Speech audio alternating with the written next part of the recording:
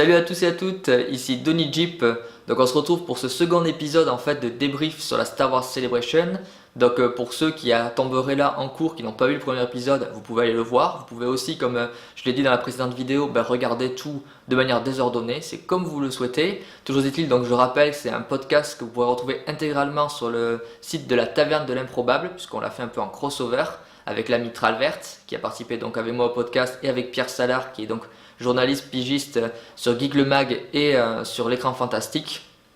Donc dans cette seconde partie, on va parler en fait de The Mandalorian essentiellement, donc la série live action qui va débarquer, produite par Jon Favreau et Dave Filoni, et un petit peu de la série Cassian Andor qui est en préparation aussi, qui devrait débarquer plus tard.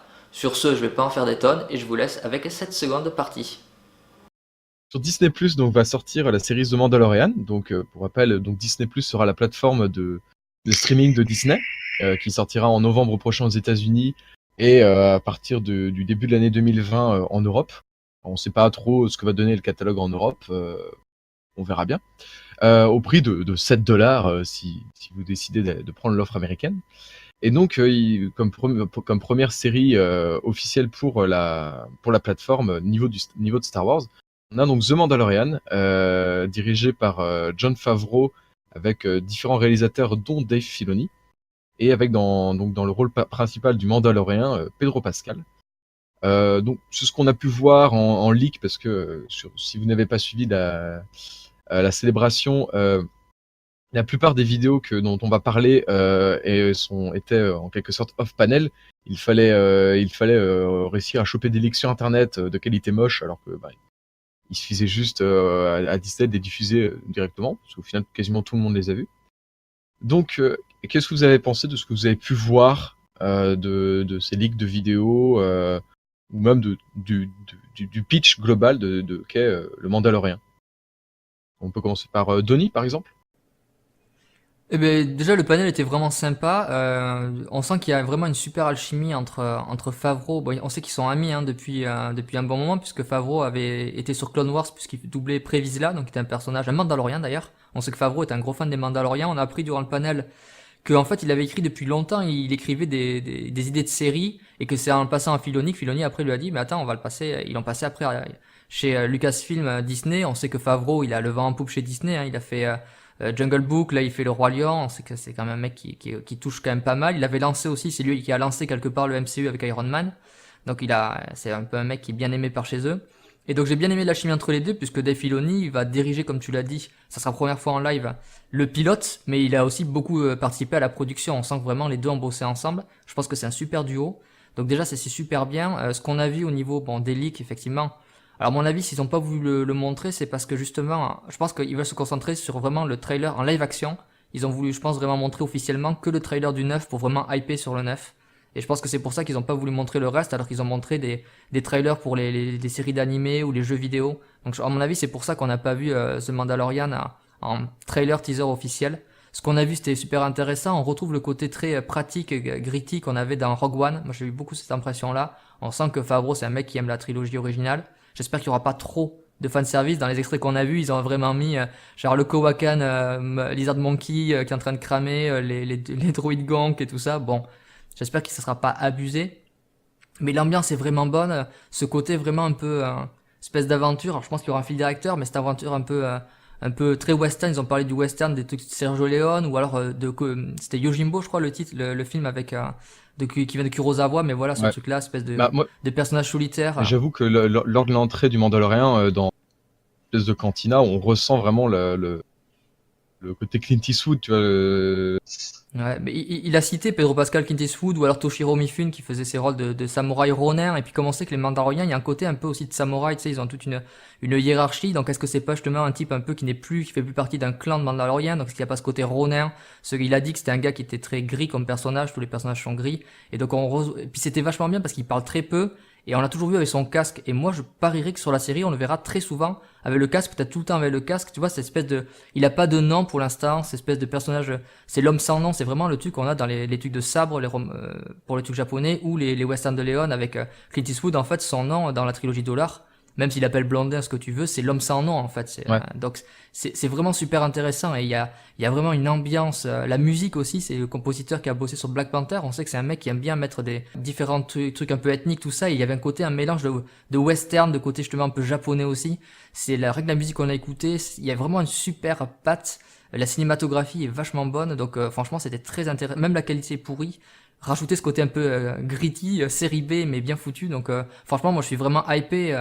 Je dis pas que je suis plus hypé que l'épisode 9, mais c'est vraiment un truc que j'ai hâte de découvrir et je pensais pas que ça commencerait avant l'épisode 9. Donc savoir que ça a commencé en novembre, c'est ouais très très très très très très très Ça hypé. permettra d'ouvrir un peu l'appétit, tu vois. Et même d'ailleurs, au niveau de la musique, ouais, je pense qu'on peut confirmer là-dessus, parce que je sais pas si tu avais entendu, je crois que c'est à la fin d'un des extraits ou des trailers, on entend un instrument traditionnel australien, je crois. Je suis pas un expert, on pourra me le redire. Mais on l'entend à la toute fin quand il montre le logo. Tu vois, on a un bruit qui fait tout tout tout. Tu vois, je sais pas, j'arrive. Bon, je suis nul en bruitage, hein, merci Jean-Michel Bruitage. Mais ouais, bah personnellement, franchement, la série, elle me donne vraiment grave envie. Je pense que ça permettra déjà de faire taire beaucoup de gens qui pensent, qui pensent que Star Wars va se Disneyifier, ce qui ne veut rien dire, hein, déjà. Mais comment dire, oser beaucoup plus aller vers un public mature et adulte, parce qu'une partie du public de Star Wars l'est. Ceux qui ont suivi la prélogie ont une vingtaine d'années aujourd'hui. Ceux qui ont suivi la trilogie originale ont 40-50 ans aujourd'hui. Donc, c'est pas totalement fou de faire une série visant les adultes. Donc, elle sera très probablement vue et appréciée. Surtout maintenant que le peuple des Mandaloriens est quand même un des peuples où on sait le moins de choses à la base et qui n'a été apprécié uniquement que par un design. Hein, bonjour Boba Fett, tu n'es pas un personnage, tu n'es qu'un design. C'est pas faux. Qui n'est pas un Mandalorian d'ailleurs selon George Lucas. Oui, en plus, bah, il a juste. Il a le design. Il a que le design. C'est ça, c'est comme Dark Maul, quoi. Mais ouais, mais en fait, les Mandalorians, le plus qu'ils ont été développés dans l'univers canon, parce qu'il y a eu beaucoup de choses dans l'univers Legends quand même, mais dans l'univers canon, là où ils sont développés, c'était justement dans Clone Wars et Rebels, donc série faite par Filoni. Donc voilà, je veux dire, il y a pas de, j'allais dire, il y a pas de fumée sans feu, mais c'est peut-être pas le bon moment de faire des réflexions comme ça ces temps-ci. Mais mais ouais, voilà, donc effectivement, ouais, c'est vivement d'en apprendre plus parce que c'est vraiment en plus un peuple qui c'est super intéressant et surtout la question qu'on se pose c'est ils étaient où pendant la rébellion, Bah, l'Empire. il y a le siège de Mandalore là qui va pouvoir répondre à cette question peut-être. Ah mais on est en train de ruiner les transitions de. On parlera encore des Mandaloriens. Oh, ils sont bruyants, on les voit partout, ces Mandaloriens, ils sont vraiment chiants. Hein. Faites des trucs sur les Togruta. Moi, j'adore les Togruta, vous savez. Ahsoka Tano, meilleur personnage. Donc Dave Filoni aussi à la barre sur. Il fait quoi? Il fait 2 épisodes, je crois. Le premier, le pilote. Ah, il fait que le pilote. Lui, c'est pour le tester pour savoir si se débrouille. C'est pour le tester pour savoir s'il se débrouille bien en termes de réalisation en live. Et à mon avis, c'est pour ça qu'il avait Jon Favreau avec lui. À ton avis, c'est une bonne idée de le faire passer de séries d'animation où au niveau de la caméra, tu peux faire vraiment un peu ce que tu veux. C'est ce principe dans une scène 3D. Je suis infographiste, je m'y connais un petit peu. À passer à une caméra réelle et donc qui a beaucoup moins de choix. Ouais, mais c'est une question de mise en scène. possible? C'est une question de mise en scène. Donc je pense qu'il a l'œil avec les saisons qu'il a supervisé ou réalisé, etc. en animation. Déjà, il a l'œil, il l'a prouvé. Et puis surtout, je sais pas si vous avez vu le papier de l'American, je crois que c'est l'American Cinematographer, l'interview croisée entre Jon Favreau et James Cameron, où il parle en fait il parle très vite fait, mais entre deux passages sur Avatar et le Roi Lion, il parle de The Mandalorian, il explique qu'il y a des scènes qu'ils ont réalisées comme Avatar dans le cube, dans le volume. Vous voyez ou pas? Alors j'ai pas vu l'interview en fait, j'avais lu quelqu'un qui justement parlait de ça, mais j'ai pas lu l'interview en entier encore, je pourrais te Et en dire. fait, il y a des scènes où il a été totalement libre, puisqu'en fait, tout est virtuel, et encore mieux, il parlait que Jon Favreau, il expliquait qu'il y avait des scènes où ils avaient le rendu direct, euh, des scènes en 3D, en temps réel, quasi photoréaliste avec les dernières technologies. C'était assez marrant de les voir parler ensemble, James Cameron et Jon Favreau, comme des enfants de ces technologies.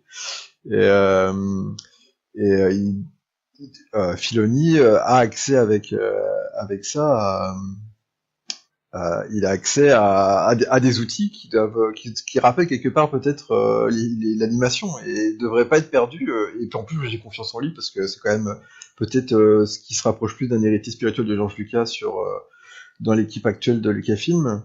Donc je le sens bien lui, mais les autres aussi, hein, je les sens bien. Tous les réalisateurs qu'ils ont choisis là, Ils ont fait des choix vachement intéressants parce que, alors Filoni, pour répondre à ta question, Tralver, moi je suis comme Pierre, hein, je pense qu'il n'y a pas de souci. Il y a des gens qui font passer de l'animation au live action de très belle façon. Il y a Brad Bird moi personnellement, je trouvais que Tomorrowland, même le Mission Impossible qu'il avait fait était très bien fini. Et, même Travis Knight qui est passé de Kubo, qui a fait le dernier, on parlait de Transformers, qui a fait Bumblebee, je trouvais que le mec il avait été très à l'aise dessus. Donc j'ai aucun doute sur Filoni. Comme Pierre, en plus, c'est le fils spirituel de Lucas pour moi. Il a commencé sous Lucas pour Clone Wars, donc c'est vraiment le mec, je pense, qui connaît le mieux ce côté-là. La magie Star Wars de Lucas, on la retrouve le plus dans les œuvres de Filoni. Et mais après ils ont fait des choix assez intéressants. Il y a aussi comment s'appelle la fille de Ron Howard, Bryce Dallas Howard, qui est une actrice qui pour l'instant n'a fait que des courts-métrages, qui va faire un épisode de série. Donc je trouve bien qu'ils lancent des nouveaux talents. Ils hésitent pas justement à lancer des nouveaux talents, à leur donner la responsabilité. Je trouve ça vraiment intéressant et j'ai hâte de voir chaque patte différente qu'on va voir parce qu'un Filoni, ça dirige pas comme un Waititi. Il y a aussi chez Deborah Wu, je crois, qui est une réalisatrice qui a bossé sur Daredevil et sur Jessica Jones, si je dis pas de bêtises non plus. Donc voilà, il y a vraiment des réalisateurs différents qui ont des pattes différentes et je pense que c'est ça qui va être bien parce que comme le Mandalorian, il y aura un canevas principal au niveau de tout ce qui est, je pense, l'esthétique et la manière de faire les épisodes, mais je pense qu'après, entre chaque planète ou mission qu'il va faire, peut-être que tu auras des styles différents et ça, je trouve ça vraiment intéressant. En tout cas, j'ai vraiment hâte de voir ce que ça va rendre. Tu penses qu'au niveau de l'intrigue, il y aura principal dans le fond et chaque épisode pourrait être une mission à part entière, un peu comme, je sais pas, je pense à un Hitman si on veut ou un James Bond. Ben, je sais pas, mais je verrai bien. Ouais, enfin, il y a que 7 épisodes, je crois, prévus, ou 8 si tu pas 8 épisodes, je sais plus.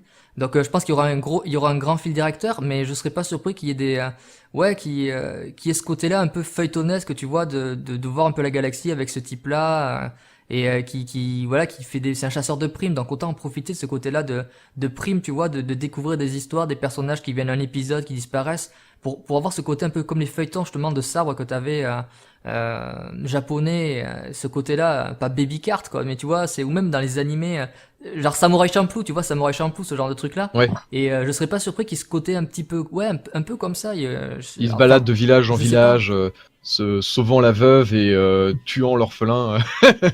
Non, je sais pas, mais tu vois, dans le behind the scene qu'ils ont montré, ils expliquaient que justement, ils allaient visiter pas mal de planètes et tout, donc à voir. Je sais pas trop s'ils auront le temps de tout mettre en place sur 8 épisodes, mais je serais pas surpris que t'aies vraiment à chaque fois un cachet un petit peu différent suivant les réalisateurs. Ouais. Et c'est le but, bah, ça en serait fait, quand tu dommage fais qu'ils le fassent pas, quoi. Sans pour autant que ce soit trop différent, parce qu'il faut une cohésion stylistique, quoi.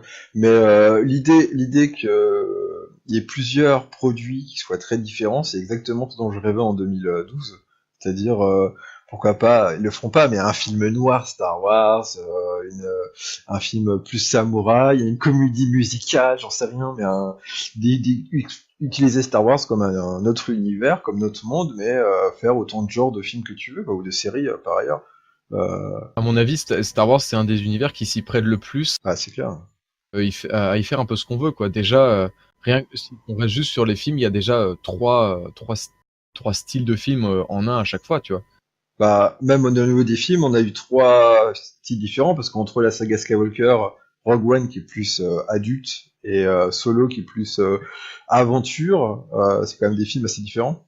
En thème abordé, tu vois, pour moi, tu vois, je divise un petit peu ce qu'on aime un peu dans Star Wars en trois catégories. Après, on peut en rajouter éventuellement.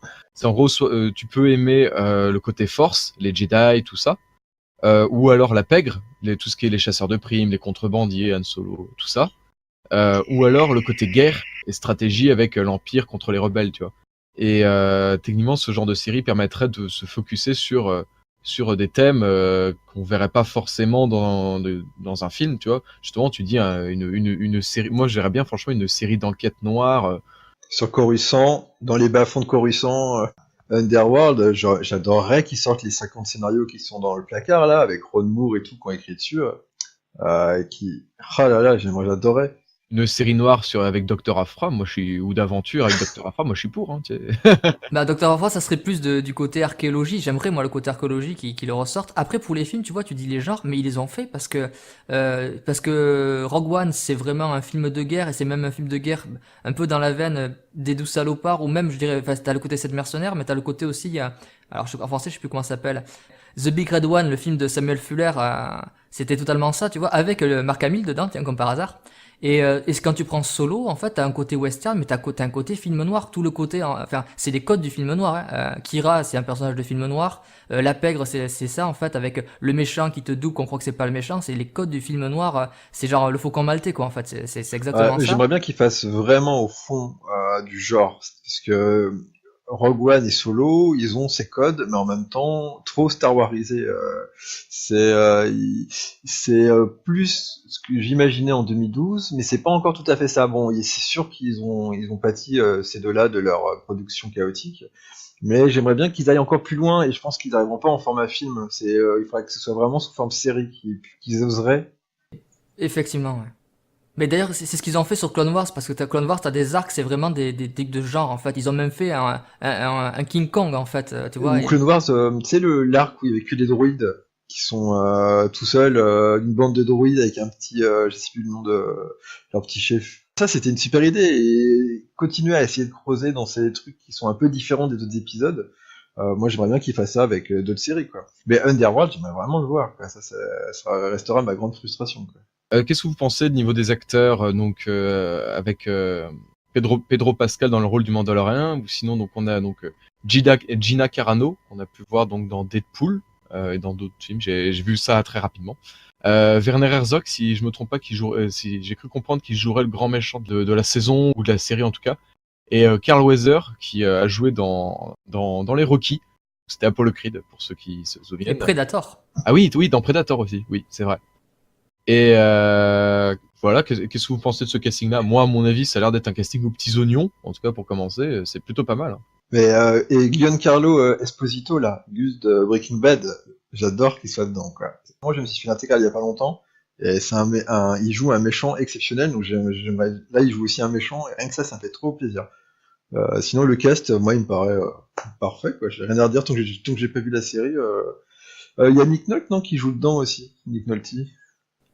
Je crois qu'il va faire alors, ils savent pas trop s'il va te faire un personnage, enfin, une sorte d'alien ou un doublage. T'as Taika Waititi qui va doubler probablement le droïde IG qui n'est pas IG-88, qui s'appelle IG-11. Il a été confirmé par Favreau. Et là, j'en profite parce que sur une vidéo que j'ai fait sur ma chaîne, j'avais dit oui, alors apparemment c'est IG-88. Donc, mea maxima culpa. C'est IG-88, parce que dans l'univers canon, IG-88, il a été détruit. Donc, c'est pour ça que je me disais, c'est étonnant qu'il le fasse revenir. Donc, non, Il a c'est été parce détruit dans quoi? Je crois que c'est on apprend ça sur une histoire de Boba Fett. Je crois qu'il le défonce au moment des événements de l'Empire contre-attaque, si je dis pas de bêtises, et on peut le voir sur Bespin, sa carcasse. Ça a vérifié, mais je crois que dans l'univers canon, il a été détruit par Boba Fett parce qu'il voulait justement liquider la concurrence D'accord. pour aller choper Luke tout seul. À vérifier, hein, mais je crois que c'est ça. D'accord, mais parce qu'il me semblait que cette histoire où IG-88 se faisait défoncer ainsi que les autres chasseurs de primes, je pensais que c'était vraiment encore du légende, tu vois, cette histoire-là, vu que ça venait aussi d'un des jeux vidéo, si je me trompe pas. Quoi, dans Shadows Empire? Peut-être, oui. Ah ouais. Mais non, je croyais que moi aussi j'en étais resté là, j'étais resté à Shadows Empire. Ouais. Bon, à vérifier. Je dis peut-être des bêtises parce que niveau Legend, j'avoue que je suis pas hyper. Je sais pas que je suis calé pour le canon, mais beaucoup plus que pour les Legends. Mais il me semble que dans l'univers canon, il est considéré comme détruit encore. Hein. Alors qu'ils ont dit que Bossk reviendrait, enfin apparemment. Bah, Bossk est beaucoup plus populaire que les autres, donc ça. En vrai, Bossk, je pense que ça serait cool de le revoir. Il voulait déjà le faire revenir dans Solo. C'était le fils Kazdan qui l'adorait, qui voulait le faire revenir. Bah, ça aurait pas été bête, hein, non plus. Hein. Bah, il y avait déjà Maul, il pouvait pas tout faire. Juste, j'ai fait du fact-checking en direct. IG-88 est encore vivant dans l'univers canon. Il est encore vivant à l'époque du réveil de la Force. Ah ok. D'accord. Donc à tous les coups, il doit avoir, comme dans Légende, son esprit qui a été téléchargé dans l'étoile noire. Eh ben écoute, effectivement, il y a marqué qu'il a fait une infiltration de l'étoile noire, numéro 2. Ouais, mais il y a plusieurs copies de lui ou. Mais ça s'arrête là, non, là j'ai regardé un résumé, hein. Je regarde un résumé, c'est juste qu'il y a marqué qu'après la bataille de Takonada, il est toujours vivant, quoi. Donc ça aurait pu être lui, hein, mais non. On remarque tant mieux, hein, parce que pourquoi il y aura que un IG, il y en a plein, c'est très bien d'en inventer un autre. Bah oui, le problème que ça peut créer, c'est une confusion, tu vois. Ils auront techniquement la même apparence, en fait. C'est ça le problème, c'est que pour personnaliser un droïde, encore si ce IG il a été en vrai juste d'une autre couleur. Mais c'est les modèles, ils vont pas s'amuser à mettre des trucs. Et puis en même temps, comme je te disais, on avait changé des messages. Enfin, mis à part les fans purs et durs, franchement, personne ne le remarque dans l'Empire contre-attaque. Enfin, les mecs qui regardent le film comme ça, ils en ont rien à foutre d'IG-88. Ils reconnaissent à la limite Bossk parce qu'il est là, il fait son, ouais, je sais pas quoi, là, il parle en serpentard, mais c'est tout, quoi, tu vois. Voilà. Après, c'est pour éviter de la confusion. Mais bon. Après, ce que vous disiez tout à l'heure sur le fanservice, c'est plutôt cool parce que on a beaucoup qui se plaignent. C'est pas mon cas, hein, mais il y en a beaucoup qui se plaignent que dans les nouveaux films, on voit pas toutes les espèces qu'on a vues avant, etc. Si ça fait plaisir aux fans qui râlent jusqu'à maintenant, pourquoi Moi, je veux des Toruta. Mais t'inquiète, tu l'auras dans la série qu'ils annonceront la prochaine célébration sur Ahsoka en l'an 42. Il y aura des chances que tu la vois en live, quoi. Mais attends, je suis sûr que ça c'était une transition qui était prévue par Traverse. Je ne sais pas si vous m'entendez encore. Oui. J'ai vu aussi qu'ils avaient récupéré donc ils étaient en manque de Stormtroopers pour la série, donc du coup ils sont allés demander à la 501st, donc la 501e, donc une association de cosplayers qui aiment bien se déguiser en Asie de l'espace. Je trouve ça plutôt cool. Vous en avez pensé quoi? Ah bah c'est le rêve pour eux, quoi. Les costumes qu'ils ont fait eux-mêmes sont devenus des objets de film, quoi. Donc je trouve que c'est super. À la fois ça a bien arrangé l'équipe de production, mais pour ceux qui ont participé, je trouve que c'est super cool, quoi. C'est un rêve de fan. Ouais, c'est génial. Alors, la 501e, enfin, je sais pas qui écoute ou pas, mais 501e, à l'origine, c'est la garnison de clones qui est sous les ordres d'Anakin dans la série Clone Wars et durant la guerre des clones, et qui après, justement, est devenu un régiment, en fait, de l'Empire. Et en fait, faut dire que, parce qu'on rigole avec, ouais, ils aiment bien se déguiser dans les nazis de l'espace parce qu'ils sont les mecs de l'Empire. Après, ils font des super trucs dans Célébration, ça a été aussi le moment de montrer ce qu'ils font par rapport, justement, à tout ce qui est travail aussi sur les maladies, les parler des enfants, tu vois, qui avaient les cancers, les aider, tout ça. On sait que le créateur de l'ancien 501e, c'est quelqu'un qui a perdu sa fille très jeune d'un cancer. Il y avait des vidéos sur les fans de Star Wars de tout horizon, et il y avait une petite featurette qui parlait de ce gars-là, et c'était vraiment très touchant. Ils font quand même des super bons trucs, et c'est vrai que c'est très intéressant, et la façon dont c'est raconté, voilà, c'était Favreau qui disait on a besoin de figurants, et Filoni il a dit mais moi je connais du monde, parce qu'on sait que Filoni est très proche de la 501e, enfin il est très proche des fans de Filoni de manière générale. Et donc il a pensé à eux, et effectivement c'est génial, tu te rends compte, tu t'aimes faire déjà Puis comme disait Pierre, en fait, leurs uniformes, c'est limite enfin c'est qualité production de film, quoi. Les mecs, c'est fantastique. Et donc la 501e, en plus, là c'est aux États-Unis, mais il y a plein de 501e parce que t'en as en France, t'en as en Belgique, enfin c'est vraiment tout un truc, t'en as partout dans le monde.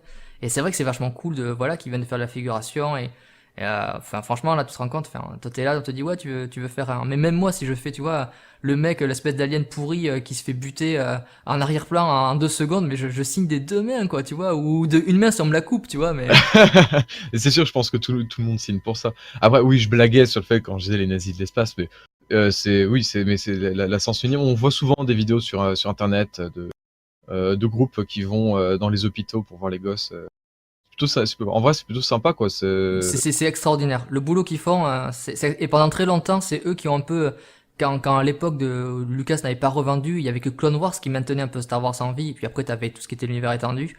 Et eux, justement, sur le terrain, c'est eux vraiment qui, quand ils ont lancé ça, qui ont fait vivre l'esprit Star Wars, et comme dirait Luc, personne ne disparaît jamais vraiment dans le teaser. Donc. Bah, on peut peut-être passer à. Alors, j'aurais juste une question. Qu'est-ce que vous pensez peut-être de la série Cassian et K2SO qui était encore annoncée, on le savait déjà, mais. Juste que c'est une très bonne idée parce que explorer le côté sombre de l'Alliance rebelle, c'est c'était un des points forts de Rogue One, et j'aimerais bien en voir plus sur les actes pas cool qu'a fait l'Alliance pour la bonne cause. Ça me plairait bien d'en voir plus. Donc bonne idée. Ben pareil exactement pour moi, voilà, c'est super, voilà, en plus Cassian on le dit dans le film qu'il a fait des choses vraiment très limites, donc on le sait, mais on a envie d'en voir plus. Ça serait l'occasion aussi de faire des caméos intéressants, mais tu vois, moi j'ai envie de voir plus de Mon Mothma par exemple. Je trouve que c'est un personnage très important dans l'univers. On n'en voit pas assez. L'actrice était très bien en plus dans Rogue One. Donc, Quand tu penses pendant plus de 20 ans, pendant 30 ans, on l'a vu très peu, et maintenant quand même, entre Clone Wars, Rogue One, c'est devenu un perso, et dans Rebelle, ça m'a fait plaisir, tu vois, qu'il a mis le plus en avant, mais je voulais juste dire un truc sur The Mandalorian en plus, il y a un truc qui me fait très plaisir, même si c'est totalement, c'est que les gars de YLM, ils se sont fait plaisir en faisant quelques effets spéciaux avec des maquettes, mélange d'imprimante 3D et de kit bashing pour retrouver un petit peu les origines de Star Wars, même si c'est que pour Péchi porn, c'est ça? ah mais moi ça m'a fait trop plaisir de voir ça, même si c'est pas important et que ils réussissent parfaitement en image de synthèse. Mais eux ils se sont fait plaisir là, ils ont raconté dans leur comment ça s'est passé, c'était pas prévu, ils sont juste mis là-dessus ça trouve ça servira juste pour les effets de lumière. Mais ça a montré un côté un petit peu, euh, comment dire, où tu vois qu'ils s'amusent les gars en coulisses, quoi. Ils se font plaisir, ils testent des trucs, ils reviennent dans le passé, ils utilisent des technologies de maintenant, de contemporaines pour revenir un petit peu vers le passé. Donc voilà, je trouve que c'était une bonne idée et ça montrait un petit peu l'ambiance des coulisses, quoi. Ah, tu fais bien d'en parler, surtout que c'est toi qui aimes bien les vaisseaux par ici, alors. et c'est peut-être quelque chose qu'on retrouvera d'ailleurs sur Cassian, enfin, faut espérer. Et pour finir, dans Cassian, voilà, moi ce que je dis, c'est que c'est vraiment une période où tu peux intégrer des personnages. Par exemple, tu vois, moi je pense qu'un personnage qu'on pourrait revoir, en plus elle était à la célébration pour la première fois, elle est toute jeune, je serais pas surpris qu'on voit dans la série Cassian Enfys Nest, ouais. Ah, j'adorais. Et elle, une série pour elle. Le design, le perso, même son thème musical était très cool. Et puis, Elle est fantastique. Mais la BO de Solo, elle aurait dû être aux Oscars, hein. Ils ont merdé sur les envois, mais elle est fantastique, hein. Enfys Nest c'était une meilleure surprise de Solo et j'aimerais qu'elle ait sa propre mini-série ou qu'elle soit effectivement dans Cassian, mais pas qu'elle d'ailleurs, il peut y en avoir d'autres, hein, genre So Guerrera, Bail Organa. moi, ça me surprendrait pas qu'on ait peut-être Solo, vu que de Alden Ehrenreich, parce qu'il a encore des contrats et j'ai pas l'impression qu'on aura des suites à Solo. En téléfilm peut-être. Alors moi, en plus, je fais partie des mecs qui veulent un Solo 2, mais moi, je serais pas surpris qu'il y ait une mini-série qui s'appellerait pas Solo, mais où on retrouve Solo, Lando jeune, et pourquoi pas Kira. De toute façon, Kira, moi, je pense que on va la revoir. En plus, là, Emilia Clarke, elle est disponible, Game of Thrones est fini. Bah, vu la fin de Solo, c'est obligé, hein. Il faut bien faire plaisir à Sylvain de Star Wars en direct, hein. Avec Emilia Clarke, t'as intérêt à la remettre, hein. Ah, c'est clair, mais tu sais que si tu tapes son nom n'importe où, il arrive direct pour commenter et tout, il est impressionnant, quoi. Ah bah oui. Ceci dit, moi après Emilia Clarke, j'aime bien, mais en plus je trouve que Kira, moi je trouve que c'est un des meilleurs persos créés récemment quand on lit les bouquins en plus, que ce soit l'adaptation du film ou après justement Most Wanted, c'est un personnage qui est vraiment mais ultra intéressant, passionnant. Enfin moi je préfère à la limite ce qu'on ait une suite, qu'on suit Kira plus que Solo, parce qu'après on sait vers où il va lui. Elle, son perso est vraiment super intéressant. Je conseille vraiment le bouquin Most Wanted, donc où on voit quand ils sont jeunes, qui est vraiment mais passionnant et elle est je veux dire que c'est le personnage principal avec Solo et t'as vraiment autant de chapitres avec son point de vue qu'avec lui. Et c'est vraiment un personnage excellent, mais vraiment excellent et qui est pas manichéen. Et voilà pour ce second épisode, j'espère qu'il vous a plu comme le premier. Si vous n'avez pas eu le premier, vous pouvez le regarder. Si vous voulez embrayer sur le troisième, n'hésitez pas. On va parler de tout ce qui est séries Star Wars Resistance, Star Wars Clone Wars, donc c'est-à-dire des séries d'animation, et un petit peu aussi Jedi Fallen Order, le jeu vidéo, quelques autres petits trucs. Donc voilà, vous pouvez en suivant aller binge-watcher si vous le souhaitez, ou vous mettre de côté, regarder plus tard. Si ça vous a plu, comme d'habitude, vous pouvez laisser un commentaire. J'adore les commentaires, même s'il n'y en a pas trop sur la chaîne. C'est pas que j'en quémande, hein, mais bon, je préfère à la limite répondre aux commentaires que d'avoir des likes. Les likes, je m'en fous un petit peu, mais si vous voulez en lancer un, vous pouvez. Si vous voulez vous abonner, vous le pouvez aussi. En tout cas, je vous dis à très vite. Ciao, ciao.